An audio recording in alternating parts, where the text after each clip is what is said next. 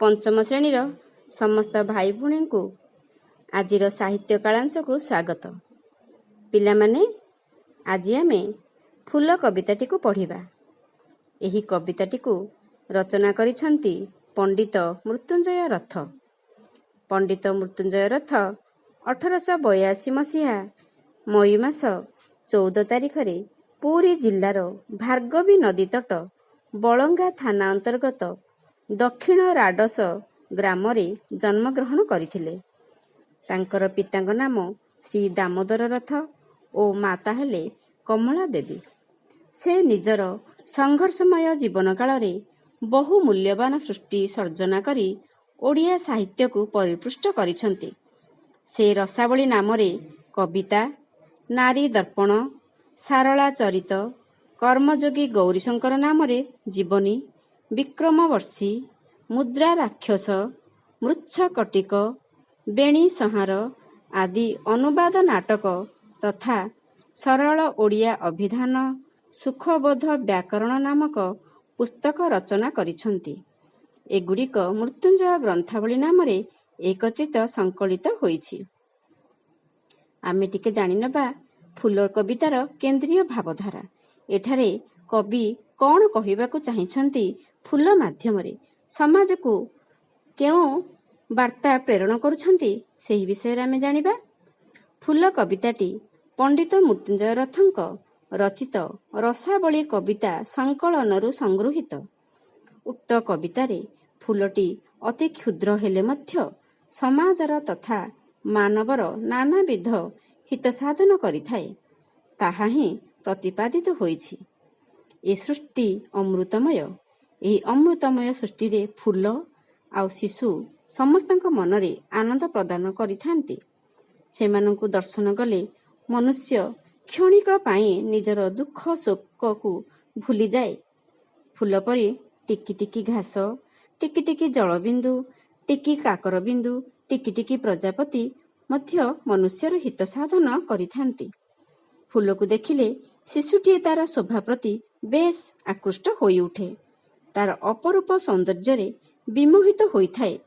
तेणु ए कवितारे सेहीपरि वातावरण सृष्टि करा जायछि। फूल निजर कथा एठारे प्रकाश करिछि। आमे पद्यटी को मन देई सुनिले जानि परिबा फूल निजर सुगुण विषय रे कौन कहिछि। मु पद्यटी को आवृत्ति करुछि। समस्त भाई भूणी मन देई सुनिबा। फूल कवि हेले पंडित मृत्युंजय रथ।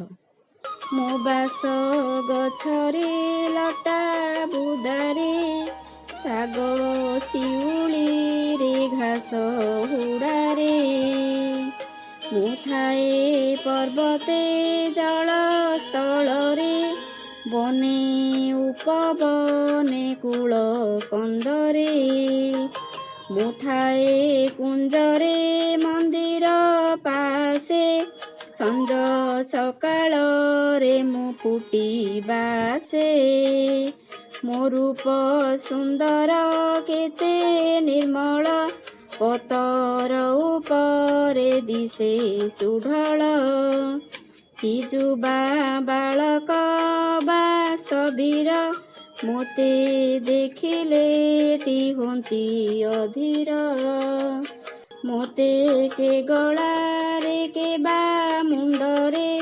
थुअंती न दली केही पयरे, मो बास चौदिगे जाए चहटी, पवन महकी थाए जानटी, बणा होई धाई आसे भर, आदरंती पशु पक्षी सकल, मो कांति देखिले जोगींक शांति, मो देहे देवता से देखु थांती, पूजा लागी मुहि जाए विधिरे, केउ देवतार न बसे सिरे, मोह जोगु पट जाए निस्तरी, कीट बसे पुणी सिरे सबुरी, କୀଟ ବସେ ପୁଣି ଶିରେ ସବୁରି। ଶୁଣିଲେ ତ ଭାଇ ଭଉଣୀମାନେ, ଫୁଲ କିପରି ନିଜର ସୁଗୁଣ ବିଷୟରେ କହିଯାଇଛି। ଆମେମାନେ ମଧ୍ୟ ଠିକ୍ ସେହିପରି ଫୁଲଠାରୁ ଅନେକ କଥା ଶିକ୍ଷା ଲାଭ କରିବା, ଆଉ ସମାଜ ପାଇଁ ଆମେ ଅନେକ କିଛି ଭଲ କାର୍ଯ୍ୟ କରିଯିବା। ବର୍ତ୍ତମାନ ଆମେ ଫୁଲ କବିତାର କଠିନ ଶବ୍ଦାର୍ଥ ଗୁଡ଼ିକ